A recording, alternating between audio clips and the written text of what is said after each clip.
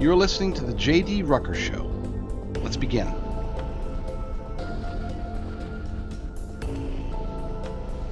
As 2024 comes to a close, there's a lot to celebrate, a lot to be concerned about. There's going to be a lot of shows today talking about recapping the end of the year. I'm going to be recapping it too, but I'm going to be recapping stories that were gone. These aren't necessarily the biggest stories, though some of them should have been. These are stories that, for whatever reason, they were in many cases bombshells that were disappeared from the news cycle. These are stories that probably should have been huge news, but some of them were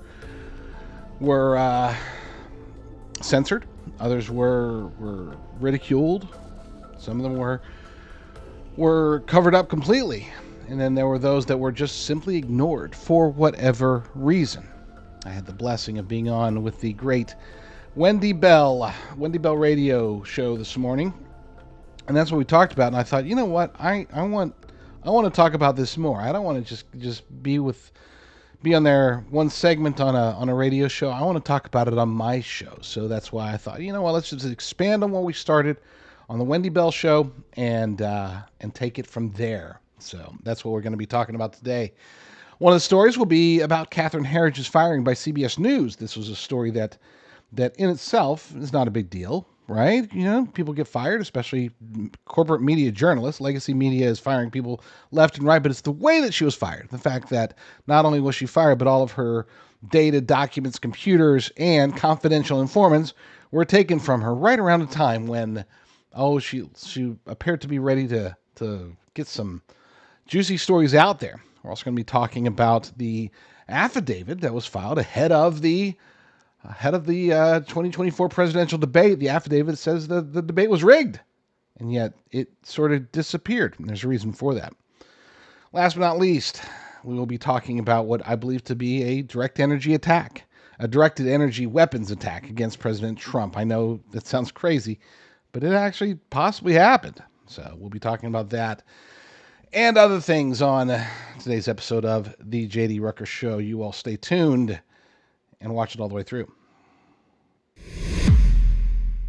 On the list of stories that happened in 2024 that didn't get nearly enough attention or were buried or even covered up, I would say that this might be the biggest one. Not biggest as in the most controversial or the most impactful, but biggest in that I didn't expect it. I would not have had this on my bingo card that they would be able to cover up such a big story as this one, which happened back in September 18th, 2024. From the Gateway Pundit, 20 supporters seated behind Trump on stage rushed to ER with blurred vision and eye burns after rally in Tucson, Arizona. Now, this to me, this is like, holy cow, this is an assassination attempt or at least some sort of attack against President Trump, because these are the people that were standing behind him, okay? Which at the time I was thinking, I wonder if it was like maybe like a laser pointer. Now we're starting to think maybe, just maybe, it was a direct energy weapon of some sort, similar to what happens with Havana syndrome. Of course, there was a whistleblower this week that came out, talked to Catherine Herridge about how they experienced strange physical ailments as a result of these direct energy weapons. These are invisible. You can't see them. You can't hear them. You have no idea sometimes. Sometimes you can hear them, but not all the time. Is it possible that there was a direct energy weapon directed at President Trump or in his direction, and that there were people, 20 of them, who ended up with blurred vision, had to go to the ER. Some of them were blinded for almost a day. Many of them got sick. And people say, well, what about Trump? Why didn't he get sick? Here's the thing, and I'm not trying to accuse anybody of anything. I just want to throw this out there. What if he did? What if he was affected by it, But as a result, they just kind of, cleared his schedule maybe the next day, maybe just had it to where, he's going to be taking a family day. I don't know. I don't know what happened. I don't know what went on the day after, but maybe he did get affected. Maybe he did get sick, and they didn't want to mention it because they didn't want any questions about his health. According to the article, Arizona Globe journalist Christy Kelly has reported a troubling development following former President Donald Trump's rally in Tucson, Arizona last Thursday. And again, don't forget, this is in September. Kelly noted that as many as 20 people were affected by these symptoms, all of whom were seated on the left side of the stage. Many supporters seated behind Trump on stage went to the ER after the rally with blurred vision and burning to the eyes. I spoke to several who still have not fully recovered. As many as 20 were affected. The cause of the symptoms remains unknown, and an active investigation is underway. Now, of course, that was the last we heard from it. As much, and we had this as a top story, a headline over at thelibertydaily.com. It was one of the biggest stories of the year because, of course, the audience at thelibertydaily.com is awesome, and they recognize when something is important. But apparently, legacy media, and unfortunately, even the vast majority in conservative media, didn't latch onto this story. There was only a handful that took this, ran with it. This to me was huge news. Huge. The president.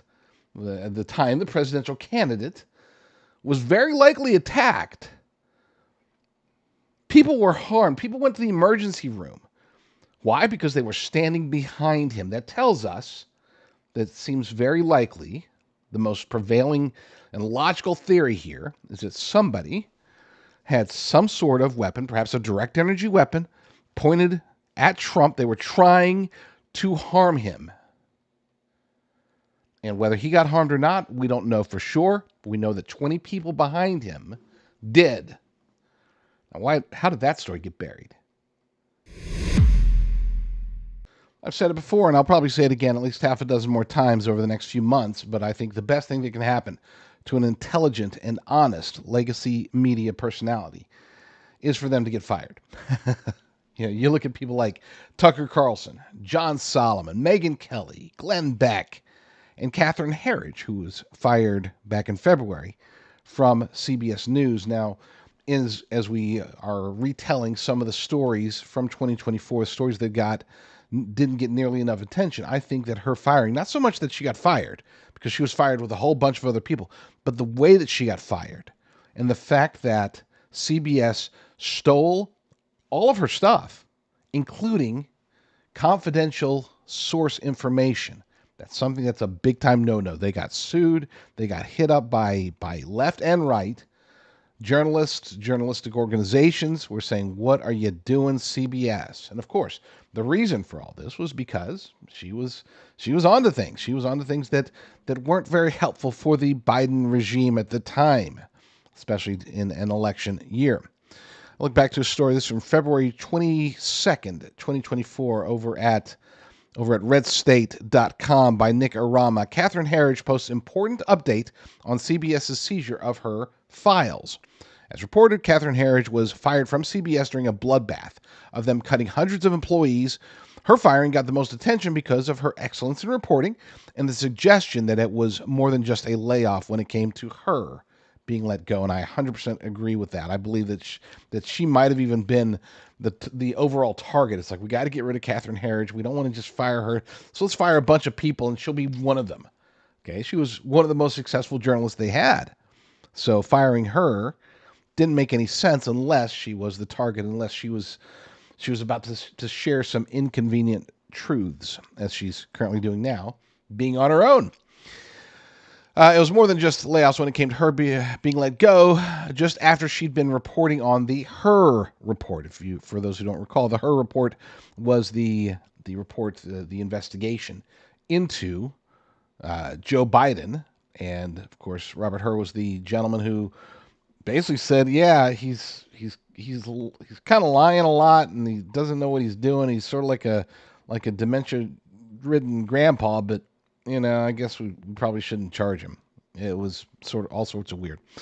That suspicion grew louder when it was learned that CBS had also seized Herridge's files, computers, and records, which included her privileged sources. According to George Washington law professor Jonathan Turley, the timing of Herridge's termination immediately raised suspicions in Washington. She was pursuing stories that were unwelcomed by the Biden White House and many Democrat powerhouses, including the Her report on Joe Biden's diminished mental capacity, the Biden corruption scandal, and the Hunter Biden laptop. She continues to pursue these stories despite reports of pushback from CBS executives, including CBS News President Ingrid Ciprian Matthews. And now back to the article itself. This concerned many that this could chill reporting and sources providing information to reporters, and that was the intention. That was the absolute intention. I am 99% certain that, again, she was targeted, and I'm 99% certain that this was not just for her, not just to stop her from doing her reporting, but to also dissuade others who might think that they're protected by their journalists. If a journalist can lose the protections that they offer just by being fired by a CBS News or a Fox News or a CNN or a New York Times or whoever, if these anonymous sources, privileged sources, can get exposed just by firing that journalist, you're going to have fewer people who are willing to talk to journalists. And that's a challenge. That is suppression of freedom of press. That is suppression of our First Amendment. And it got ignored. I mean, this was a huge story that, because of the timing, this is around the time, early days of the primaries. People were talking about Trump. People were talking about Ron DeSantis and Nikki Haley and whatever, Chris Christie. I guess nobody was really talking about Chris Christie, but you get the idea. This was a time when they had the cover. They didn't have to draw scrutiny. But thankfully, there were some who still continued to scrutinize it, such as Jonathan Turley. And we need to highlight it and remember what they did. And we also should support Catherine Herridge. She's putting out some amazing stuff right now. Her reporting is far better today than it was when she was constrained by CBS News. And I would argue to anybody else currently in legacy media, if you have the talent, if you've got the intellect and the honesty intact, maybe you too should go independent. I would say the vast majority of my audience is very, very hopeful for the future. The election of President Trump has been just already, we're seeing shockwaves. We're already seeing results even at this early stage, but there are still concerns. He can't do everything. He's going to do everything in his vast power to protect us, to protect our nation, to defend the Constitution, to protect our freedoms. But that doesn't mean that there won't be risks, challenges. We're already seeing wars popping up and rumors of wars popping up across the globe. Will he be able to stop all of them? I think so. But what if he can't? What if, for whatever reason, cooler minds, cooler heads don't prevail and we find ourselves in the midst of something tragic? What about natural disasters? What about just the idiocy of the globalist regimes across this planet that are trying to do everything they can to destroy our food supply? They want to control the food, and they want to make sure that we're not eating the good stuff, especially as it pertains to protein, and specifically as it pertains to beef. Cows seem to be the main culprit for every boogeyman propagating bad guy out there.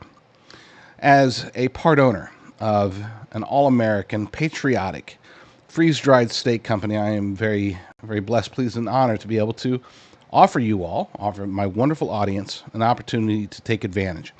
If you go to worldviewbeef.com and use promo code JDR, you will get the maximum possible discount. And there are other discount codes out there that are less. It's not like with certain companies where, it doesn't matter which promo code you use. Use JDR. I own the company. Use promo code JDR and get the maximum discount at any given moment at worldviewbeef.com. All American, no mRNA jabs. It's just the good stuff. So check it out, worldviewbeef.com. Amongst the stories that we are recapping, and for those who don't know, we're recapping stories from 2024 that were either buried or ignored or even covered up. Amongst the stories that were buried, ignored, or covered up is one that I think is arguably the most the most controversial, clearly the most conspiratorial of all the stories that I'll be talking about, because if there's different levels of conspiracy potential here. There's the base level, then there's the hoax conspiracy possibility, and then there's the cover-up conspiracy possibility, and that's where we get into the crazy stuff. But let's start with let's ease you into it first before we get into the tinfoil hat type of stuff. Back in, I believe it was, when was this? This was back in September. Again, September was a big month. Back in September, there was an affidavit that was allegedly filed by someone prior to the ABC News presidential debate between Kamala Harris and Donald Trump. The affidavit was supposedly, allegedly, released and sent to Speaker of the House Mike Johnson, amongst others, in media, the day before the debate. Now, the timing is important, because if that's true, if it was sent the day before, then it's almost certainly correct, because everything it details came true. Everything that it says happened prior to the debate would jibe with what we actually saw at the presidential debate. And for those who need a refresher, the debate was Kamala Harris's singular shining moment during the entire 2024 election season. It was the only time she actually looked good. Okay? She is not somebody who thinks very well on her feet at all. She doesn't take impromptu questions and answer them very well at all. She delivers word salads. She goes off on tangents. She regurgitates things that she said 1 billion times. That's how she handles questions from journalists, or from anybody for that matter. She's not very good at this. She never has been. And yet during the debate, she was on top of everything. She had fresh answers, good answers, at least from a Democrat perspective. She seemed like she could handle things. She really did. I mean, again, not to me, but to a Democrat or even a left-leaning independent, they might have watched that debate and said, wow, she's really good. It was so good that people were questioning whether or not she was wearing earrings that were feeding her answers. Now, this affidavit that I'm about to recap for you would be, to me, a far better explanation than speakers in the earrings. Again, we posted this in September over at thelibertydaily.com. It's ABC whistleblower affidavit drops, and yes, it really is a bombshell if true. Again, the idea here is sent before the debate from an ABC News insider, sent to people including Speaker of the House Mike Johnson. He's the one who could definitively say yes or no. And as far as I know, I haven't quadruple checked, but my initial check says he didn't reply to this at all, which either he doesn't know about it and it's not true, or he does know about it and it's not true and he just doesn't want to mess with it, or he knows about it because he received it, it's true, and he doesn't want to confirm it because of the implications.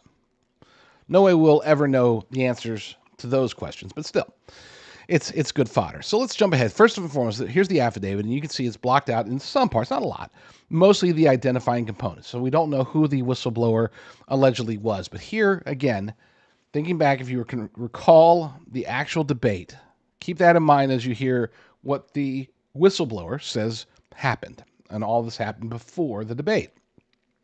They said ABC News was coordinating with Kamala Harris's campaign far more than with Donald Trump's campaign. Now, there's always coordination between the campaigns and the debate moderators. That's just part of the, they have to set the rules and nuances and details and yada, yada, yada. But apparently they did more than with Kamala Harris. They pandered and catered more to her team than to Trump's team. That's fine. That's almost certainly true, by the way. Number two, they agreed to not ask questions on certain subjects that would have been detrimental to Harris. The same considerations were not offered to Trump, nor did his campaign even ask for them. It is telling, this isn't evidence, but she wasn't asked any questions that would have been tough for her. She wasn't asked about Willie Brown, for example. Willie. Number three, sample questions. This is the big one. This is the huge one. Sample questions were provided to the Harris campaign. Sample, in quotes, were provided to the Harris campaign and not to the Trump's campaign. Now, if if Kamala Harris, if her campaign was provided these sample questions that were the actual questions that were going to be asked, and if they had time to prepare for them, which they did, because don't forget, she was basically the week before the election, or before the debate, she was gone. She disappeared. They were doing debate prep, which there's nothing out of the ordinary there. A lot of, people do more or less debate prep, depending upon their skills or whatever. She needed a lot of prep. Now, if these sample questions were given to her, then that would jibe perfectly with what we saw. Because that would mean that they took the week to ask her the questions, to craft the answers, and to have her memorize those answers. If that were the case, then what we saw during the debate aligns exactly with the idea that she was given the questions ahead of time. It aligns better than the notion that she had an earphone in her earring, or a microphone. No, speakers in her earrings. That I could never get into, because I don't know if she could handle that. Being talked to, told the answer, and then being able to regurgitate it, because she did. Again, she regurgitated these answers as if she had them memorized. We've never seen that from her before. We've never seen it after. It never happened during the campaign. When she's asked a question, she delivers a word salad, nothingness. She regurgitates old things that she said before. Number 4, fact checks on Donald Trump were required by the Harris campaign. And yes, they did come with fact checks. And yes, funny enough, they had their fact checks well prepared. They had an idea of what he was going to say. And they had all sorts of data against what he said. But Harris was not to face comparable fact checks. And to say comparable is an understatement. She didn't get fact checked once. Despite the lies. And number 6, split screen views were required to favor Harris, and we did see that. They only when she walked up and shook hands and awkwardly introduced herself, that was the only time you really saw them together on stage, because she is so short, and optics, yada yada yada. So they had split screen, so it appeared that they were equal height as they were answering questions. Whenever they were on the screen together, it was a split screen, not a wide shot. So all this jives, everything from the affidavit jives. Now let's get into the hoax there. So the theory is that this is true, and it happened exactly the way it happened. The affidavit is correct, and it was sent out beforehand. Mike Johnson got it, other people got it. Okay. Conspiracy potential number 2 is that it's all a big hoax. And I will acknowledge that we don't know for sure that Mike Johnson received a copy beforehand. We don't know if it was written beforehand at all. We don't even know if it's an ABC whistleblower. We don't know anything about this, other than that if it is a hoax, it's a pretty elaborate one. Okay.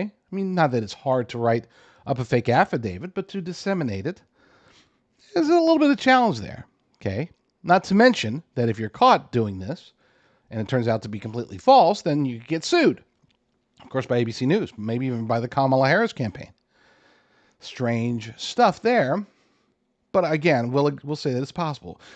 The Gateway pundit was supposed to be able to interview, or at least talk to, the attorney and the whistleblower themselves. But they disappeared. Now, the fact checks on this indicate that, and there's really only one fact check. I went looking for fact checks to see what mainstream media was saying about it. They didn't say anything about it. They ignored the story altogether. The only fact check was about Marjorie Taylor Greene posting that she had seen a report that the whistleblower had died in a car wreck, mysteriously. And then the fact check came back and said, "Oh, we don't know about the affidavit itself. There was a grammatical error in there. Well, that's odd, and we don't have any reports of anybody dying from a car accident anywhere near ABC News," or whatever they did. But it wasn't fact checking the affidavit itself. All right. So then we fast forward a little bit, and we find out that the Gateway pundit, they had scheduled, or they used their contacts to try to schedule a meeting, and it never happened. They never got contacted by the whistleblower. Now, put on your tinfoil hat. Because the reason that none of this really came out, not even in vast majority of conservative sites didn't touch it, and even most alternative media, fringe media, conspiracy theory sites barely touched on it, if at all. The reason being is that shortly after the affidavit dropped, Ryan Ruth allegedly tried to kill President Trump. Now, keep in mind a couple things. Number one, the affidavit was planned to be dropped. In other words, they were posting about the whistleblower and the affidavit for 3 or 4 days prior to the actual drive. They said, we've got evidence, we've got a signed affidavit, notarized affidavit that from an ABC whistleblower the debate was rigged. We're going to drop that on Saturday. I think it was a Saturday. We're going to drop that on Saturday. And then within like an hour and 45 minutes after the drop is when the second assassination attempt against President Trump happened. Obviously, it didn't get any attention anymore because everybody's focused on the assassination attempt, right? And then the story disappeared and the whistleblower was never seen again. Never heard from again. Nothing. Didn't get any confirmation from Mike Johnson or anybody else. The story just died. Poof, it was gone. Now, regarding Ryan Ruth, is it most likely scenario is that everything that we know about him is mostly true. Okay? Granted, it's a little weird that he has 18 cell phones, but, well, that's probably nothing. A little weird that he's, a semi-public figure. At least, he'd been used by deep state shills multiple times, as a matter of fact, for Ukraine, for everybody. Seemed as if he might have been a deep state asset, a CIA asset of sorts. And if they knew, I'm just saying, if they knew that there was going to be this bombshell affidavit, an affidavit, to be clear, if it's true, and if it can be proven to be true, then both ABC News and the Kamala Harris campaign are in deep trouble. We're talking about criminal fraud. We're talking about serious trouble, not just like, you guys shouldn't do that, you broke the rules. No. It would have been fraudulent to the point of breaking the law. And of course, if it had been proven true, if the affidavit had, if any of it had panned out, in other words, if Ryan Ruth hadn't done what he did, tried to kill President Trump, go to a golf course and with a rifle, well, there's a good chance that obviously Donald Trump definitely would have won, even in a bigger landslide. And yes, Kamala Harris's campaign, members of the campaign would have been in very big trouble. Members of ABC News would have been in very big trouble. So there was a vested interest by the deep state to prevent that from happening. Again, knowing that, they knew when it was going to be dropped days ahead of time. It was very possible for them to take an asset like Ryan Ruth, to send them to a certain place at a certain time, to send a Secret Service agent over there who, as a highly trained law enforcement agent, was somehow able to get 5 or 6 shots off within 5 feet of Ryan Ruth and somehow miss all of them. That's a little weird. Of course, then there's the fact that miraculously there was someone with their cell phone out and ready to shoot a video of the getaway car, not knowing what happened. Just knowing that here's a guy gets into a car and drives off, and they happen to shoot film of him in the car and the license plate, so they can get it to law enforcement, who was able to find him extremely quickly and arrest him without incident, completely without incident. In other words, here's something that happened where literally nobody got hurt at all, despite shots being fired by a highly trained man. But it was a story. It made the Secret Service look good. They were able to protect President Trump and thwart an assassination attempt and all that stuff. Made Ryan Ruth look good. Maybe they had, it's like, well, how could he benefit from this? Well, what if they had something on him? Maybe him or his kids. Maybe they, some child porn or something. Who knows? Maybe they said, hey, do this, and you're going to go to jail for the rest of your life, but you're going to go to jail as a guy that was trying to assassinate Donald Trump. Or we can arrest you, you can go to jail for the rest of your life, but you'll go to jail as a child pornographer or a child rapist. Which would you rather do?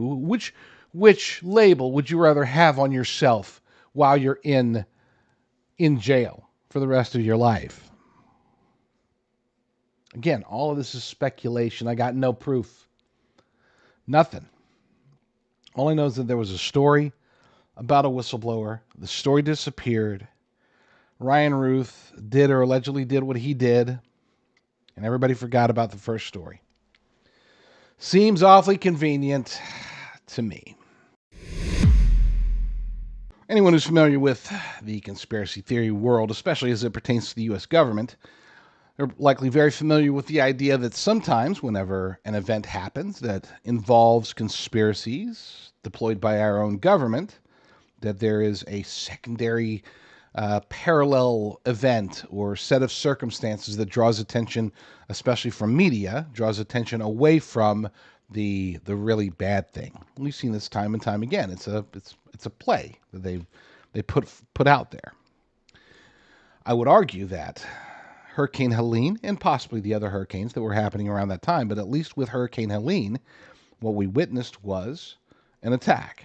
And to distract us from focusing on that attack, from diving too deep, digging too deep into it, they gave us a sacrificial lamb, a distraction. They gave us FEMA. They gave us, and not just FEMA, also local authorities. There were many people involved, but FEMA in particular was singled out as the boogeyman, the bad guy, the fodder for us to go after and to attack, and rightly so. They were skipping homes, for example, that had Trump signs in front. They were stopping American citizens from helping their fellow American citizens. I mean, it wasn't just that they didn't help. FEMA actually proactively harmed the situation. They harmed American people. And I know that a lot of you don't want to hear that, but it's the truth. The relief and aid would have been better delivered to many of these people if FEMA had just not gotten involved at all. They were hampering the situation, not helping it in any way. They were getting in the way. They prevented things. For example, people that were out there in the cold, sleeping literally on the ground, they had the options or the ability to get help as far as tiny homes and RVs, but authorities prevented that from happening. Why? Because these tiny homes, they didn't meet code for floods. Okay, it's like, okay, we don't want you to risk getting flood damage, so you have to sleep on the ground and die. I mean, that's not literally what they said, but that was the end result, unfortunately, for many, many people. And even that didn't get nearly as much coverage as it should. But the story that I think they were burying, that they were covering up for obvious reasons, is the idea that this was an attack. It wasn't just bad weather. It wasn't climate change. This was weather modification, and very few people covered it. Those who did ended up covering it for a little bit and then moving on. Now we got an easy target with FEMA. Let's go over that. That'll get more people's attention, because only the crazy people read about weather modification. Only like Marjorie Taylor Greene will read about this. But I'm glad that they at least put it out there. This was InfoWars. Jamie White said, lawmakers briefed on weather modification tech conclude Hurricane Helene was DoD-linked weather weapon deployed against American people. Sort of a bombshell. It's not just a bombshell that somebody was reporting it. The big bombshell here, as you'll listen when I read this part, the big bombshell here is that lawmakers, who are generally normies, they're not out there spewing very many conspiracy theories. They want to find government solutions. They're your average Fox News or CNN viewer, right? Just usually with more money and more narcissism and easier to corrupt. That's how they become politicians. But whatever, I'm not going to rip on politicians right now. I will say that they're not the ones that fall for conspiracy theories very easily unless there is good backing. And apparently, in this case, there was good backing. According to the article, state representatives and senators in the Carolinas were briefed on weather modification technology and have come to the conclusion that Hurricane Helene was a weather weapon deployed against the American people, according to a geoengineering expert. Dane Wigington joined retired Colonel Douglas McGregor's podcast on Monday to reveal that he briefed numerous lawmakers about patented Defense Department-linked technology used to control major weather events like hurricanes. And the lawmakers were left stunned over what they heard. And here's a quote from Wigington. I have an hour conference call yesterday with representatives and senators from the Carolinas, and we presented the data to them to answer their questions about how this manipulation occurs. They realized this was not a natural event. They're trying to digest the fact that their states were literally under assault from weather modification operations that are clearly connected to the Department of Defense operations. They're in shock because when you realize you're literally at war with those who control the federal government, how does one digest that? And we can speculate again about the agendas and objectives being carried out, but the fact that the storm was manipulated is absolutely inarguable. And the fact that we didn't hear any of these lawmakers come out and say, oh, hey, you know what? Well, yeah, we heard that. That was crazy talk. No, they were all like stunned, literally. I mean, they were stunned. I would say that if somebody were to be adventurous and were to interview the bravest of them today, they would come out and say, yeah, I'm pretty sure that weather modification was what happened. Based upon the science, based upon everything that I saw, I believe that's the case. Unfortunately, nobody's going out and checking on this. Nobody's calling. Nobody's trying to find the truth because the story died. Just as our government wanted it to. The vast majority of the stories that get buried or covered up or ignored in 2024, there's a reason. You can understand why somebody would be ignoring them or covering them up or burying them in some form or fashion. But there's one story that doesn't make any sense, at least from a conservative media perspective. I don't know why conservative media hasn't latched on more to the injustice that's being perpetrated against Rudy Giuliani.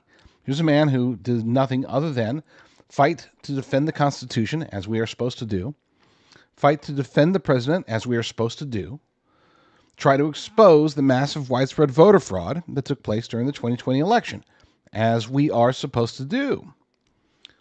And yet he's the one who was found liable for $148 million. That wasn't money lost. It's not like Rudy Giuliani's actions prevented these people from getting their $148 million payday. It's not like they were expecting to be able to receive $148 million for the rest of their lives, except that Rudy Giuliani called them out for evidence that many of us would say, yeah, that's pretty clear evidence.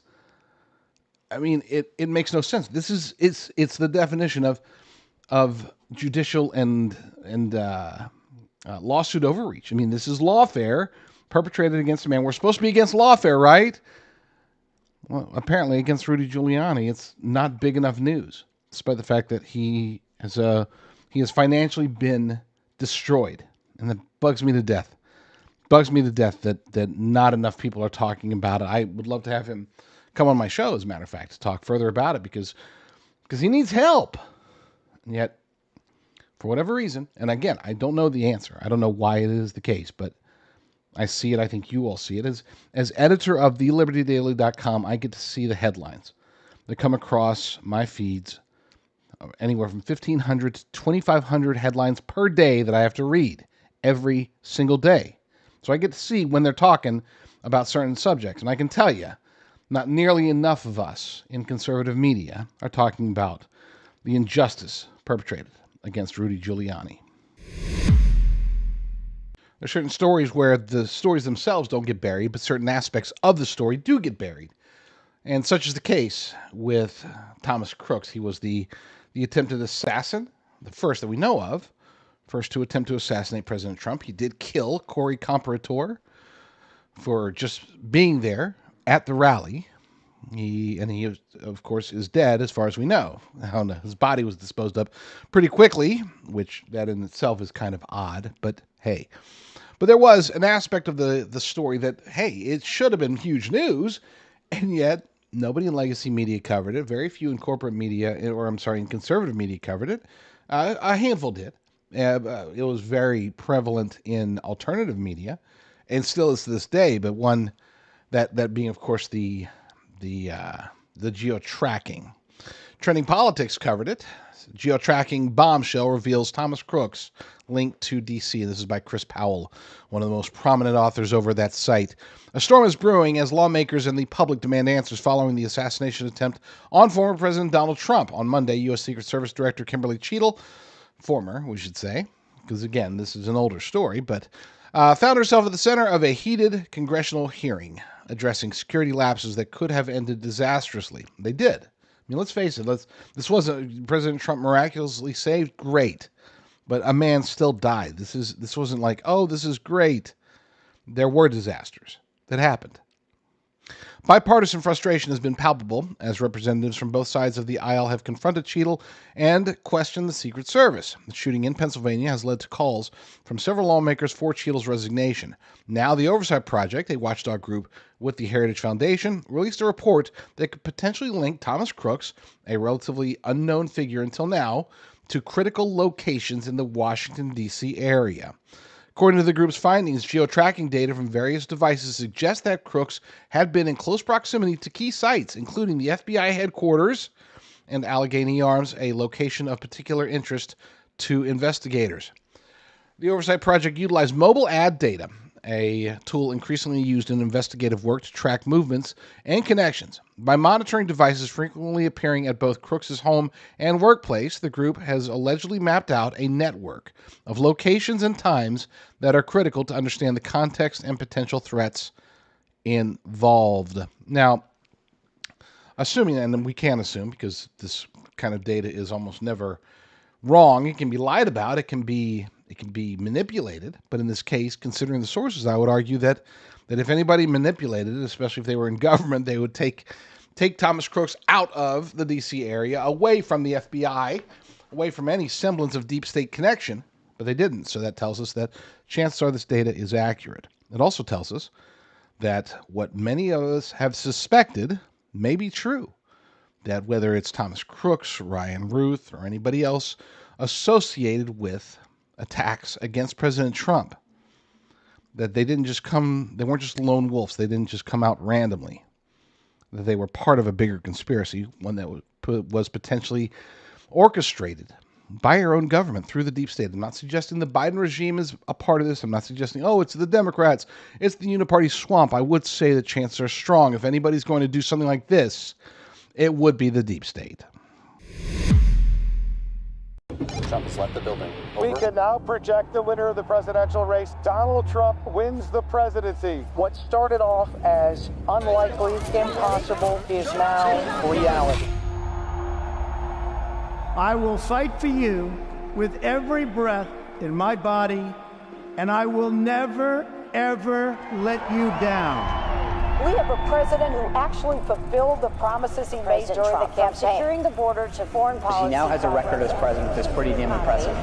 Breaking news out of Palm Beach, The FBI Florida. has executed an unprecedented search warrant at President Donald Trump's against a Mar-a-Lago estate. The former president has both sides of the political aisle up is in a arms. dangerous and unstable moment in American history. The Justice Department has just indicted former President Donald Trump. For 7 years, they hated him, they targeted him, they hunted him. This is the epitome of the abuse of the prosecutorial power to preempt political decisions. I never thought anything like this could happen in America.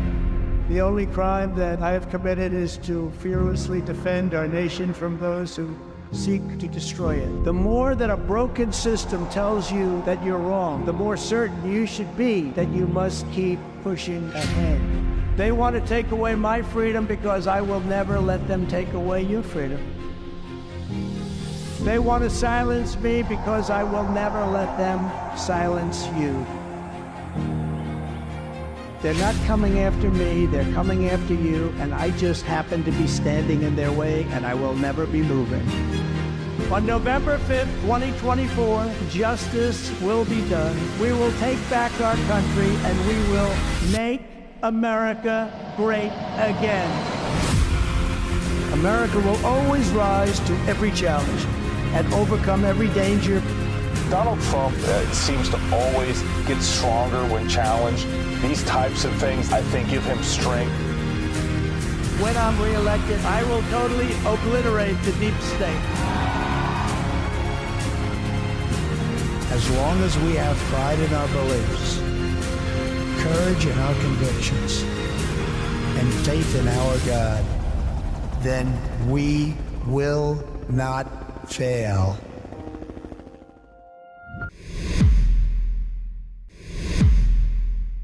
I have one kid. You have 5 kids. That's what you. How do you? That's incredible. It's kind of like being an FBI agent. You're always kind of monitoring them and making sure everyone's safe. Makes good sense. You know, I'm actually a real agent. Well, not an agent. I'm actually a deputy sheriff. Are you really? Right there. Many, many years. Are you serious? For real life, real life. Unbelievable. Yeah. So you're a sheriff. Yep. Played at Princeton. Pro football player. Greatest superhero of all time. Never drafted to Major League Baseball like you with the Pittsburgh Pirates. Thank you very much. Knuckleballer. How do you hit a knuckleball? You don't. You don't. You don't. That's the whole point. That's the beauty of it. You know, we may have always played on different sides, you know, being the superhero or the supervillain. But we have a lot more in common than I thought that we did. Which is shocking, because one thing's for sure. Genesis Gold Group is a company that we both trust. They make safeguarding your IRA or your 401k as simple as possible. And I need simple, I'll be honest. And with their stellar reputation, they're as solid as the gold that they sell. Like this gold right here. So call Genesis Gold Group today at 1-800-200-GOLD. What is that? This is what they call a prepper bar. So like you can break off these, see these little pieces? Oh, it's on both sides. And it's great because you can carry that around small. And oh yeah, and you can literally use it to spend. Or not like this one. What? This is a big fella. This is a really great one. Is that real? This is a real one. You want to hold it? It's heavy. Holy smokes. That's pretty great. Yeah, you can get them one of those from Genesis Gold yourself. Hey, you guys see this? Look, check Dean, this out. Dean, that's my kid's college tuition money. Hold on, I'll be back.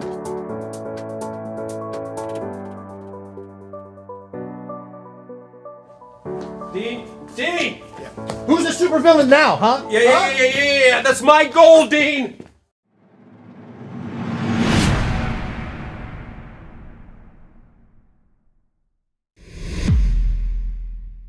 As we look forward into 2025, I want to remind you of a couple of things. Number one, this nation needs more than revival. I was going to start saying, hey, well, you know, we need revival. And I've said it many times in the recent past. This nation needs revival. We need revival. But revival, technically speaking, means going back and embracing our faithful nature from before. And that's not the case. That's not what we need. We are faced with what should be insurmountable challenges. And those challenges that we're going to be faced with as a society, as a nation, as a people, we cannot overcome them unless God allows it. So I'm calling for more than revival. Revival means going back to maybe the way things were in the 30s or the 40s or the 50s or the 60s or whenever. Maybe not the 60s.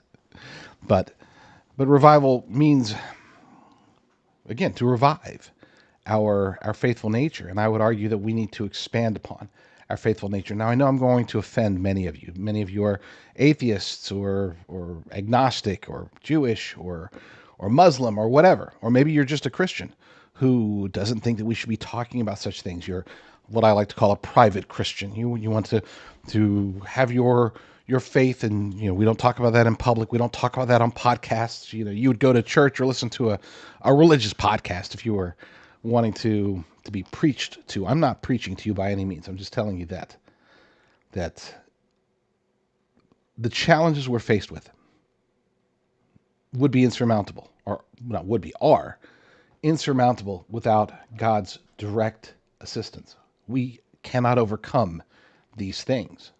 Sure, 2024 ended off on a very high note with President Trump winning the election with all these good things, the removal, or the downgrading of DEI and the exposing of wokeness as the ludicrous ideology that it is, the reduction of legacy media's hold over the mindsets of the American people. All these are positive things, but we are faced with other insurmountable challenges. Look, we could say, oh, Tom Homan's going to go deport, millions of people. Well, guess what?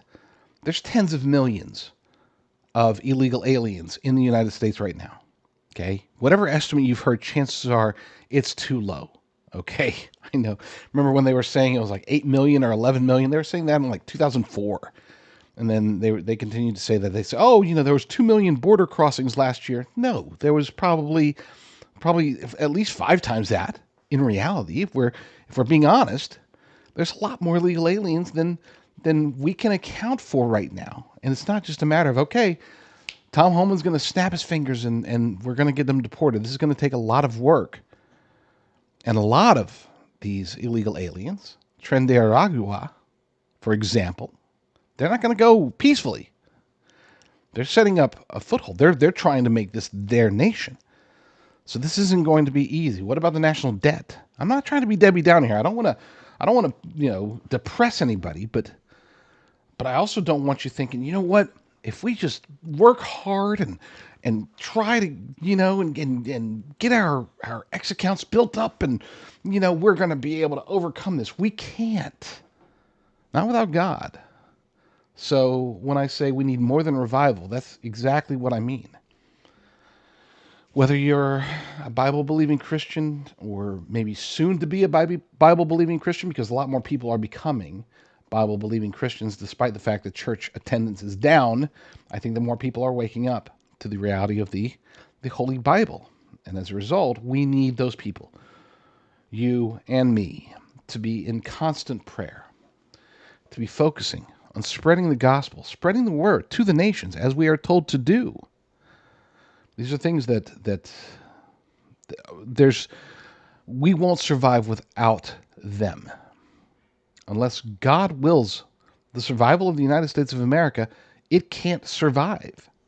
I mean, just the national debt alone is enough to crush us. Once the BRICS nations get their stuff together, if that ever happens, once central bank digital currencies become more widespread, more accepted, more ubiquitous, once the open borders policies across the globe start to really have an effect on Western societies to the point of affecting us and our economy, even we're talking about immigration and illegal aliens abroad, not just here in the United States, that is going to have an effect on us too. Because if these countries fall, as they are in the process of doing, that will impact us.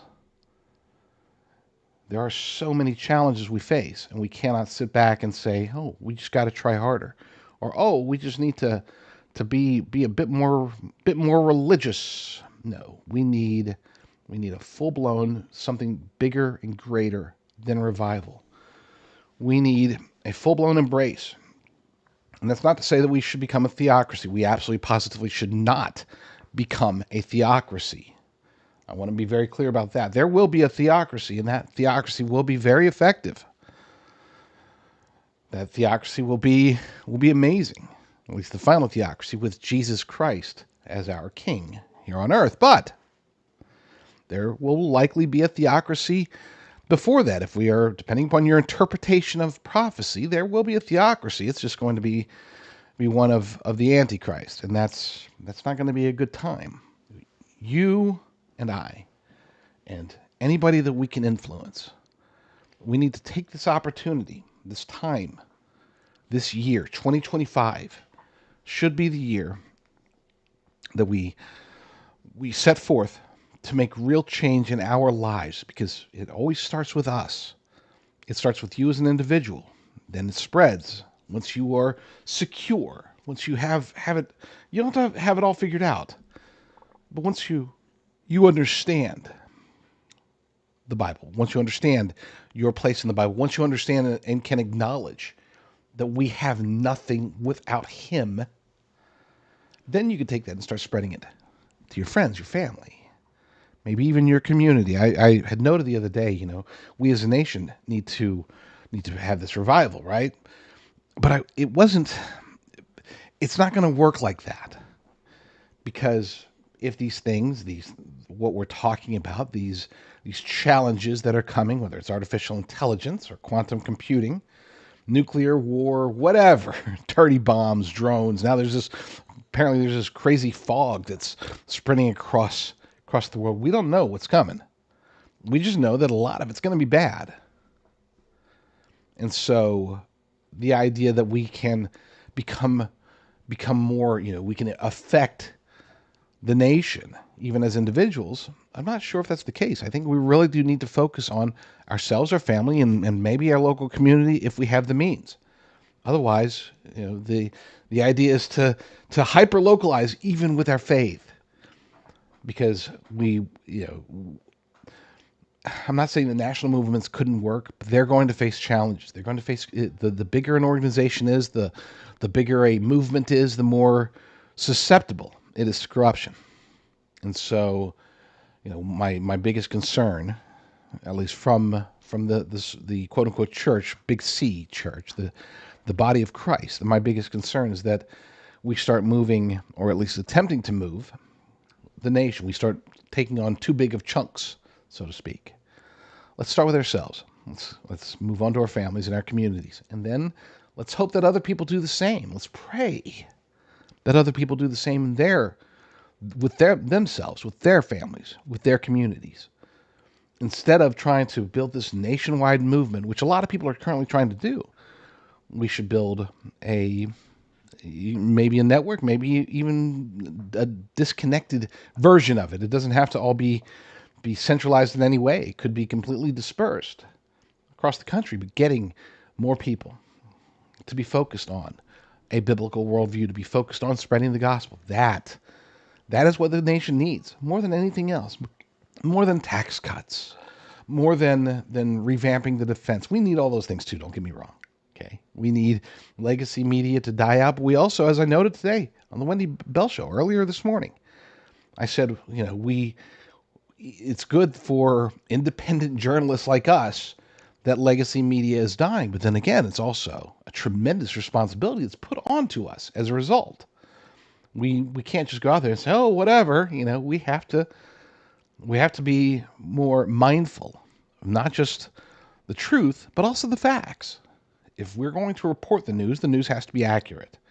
If we're going to report our opinions have to be right. Because more people are tuning in. You're tuning in. Other people are tuning into other shows. So there is a challenge, a risk when it comes to the death of legacy media. If independent media does not step up and fill the void appropriately, people are just going to go right back to legacy media and be fed propaganda. And you'll have people like Don Lemon saying, see, I told you so. We were right the whole time. Ha, ha, ha, ha, ha. And I don't know why I picked out Don Lemon. You get the idea. But yeah, do we need revival? Sure. But it has to be more than just what your average American would define as revival. It's not just about, hey, cool, we got a lot of people to go here and pray for a day or 2 or 10. We need to change lives. We need to change hearts and minds. And it starts with us. If that's all you can do, then it's enough. If all you can do is change your own heart, your own mind, become more aligned with the Bible, more appreciative of the sacrifice that Jesus Christ, our Lord and Savior, made, more willing to submit completely to the Lord our God. If that's all that you can do, then it's definitely enough. If you can spread it to your friends and your family, even better. And if you can take it to your community, awesome. More power to you. I don't know if it's wise to recommend that and not to say that nobody could. I just don't want to encourage people to bite off more than they can chew. All right, we're going to build it for the city and the state and the nation and okay, if you can, you can. But at least take care of those first 3 things first. Self, friends, family, and community. I am looking forward to this, just to be clear. I'm not one of those people that's like, oh, woe is me, who are going to go through trials and tribulations. It's going to be hard times coming. It's a challenge, yeah, and it's going to suck, okay? It will suck. Depending upon your situation, where you are, what you're doing at that particular moment when things start really getting bad. And again, I'm not saying it's definitely going to be 2025, but I would say sometime between now and 2030, things are going to get bad. And 2025 seems to be a pretty decent candidate for the beginning of bad things. When those things start happening, I know that the preacher rapture people will say, hey, we'll be gone. Okay, maybe. We'll see. That'd be awesome. That'd be great. Sooner the better for me. I'm all about that. But for those who think that we're going to have some hard times, not wrath. I'm not suggesting wrath, but those who think that we are going to experience hardships going forward, hardships that will test us and test our faith. Well, I pray that I have the faith and the absolute trust in God to persevere through it. Without, if we have worldly challenges, so be it. I pray that we don't, but if we do, we do. I just hope that it doesn't change us spiritually, at least not in a negative way. If challenges can change us in a positive way spiritually, awesome. Bring on more challenges. But everybody has their own individual perceptions and own individual circumstances. So perhaps you are going to experience things that will test you, and maybe you won't. But one way or the other, getting our noses back into the Bibles, getting our hands back together, our knees on the ground in prayer, engaging in learning and fellowship. These are things that I really, truly, truly pray that we as a nation do. Because my biggest fear for the nation, not my biggest fear in life, but my biggest fear for the nation, isn't that the evil will defeat us. It's that we move forward thinking that we can defeat the evil on our own. Even if it looks like we can at times, we can't. It is stronger than us. Read Jude. When contending for the body of Moses, even the Archangel Michael called on God because he knew that he needed help. We too need help. So I ask you, going into 2025, to resolve to pray more, read your Bible more, spread the gospel more. If that's the simplification of the message, so be it.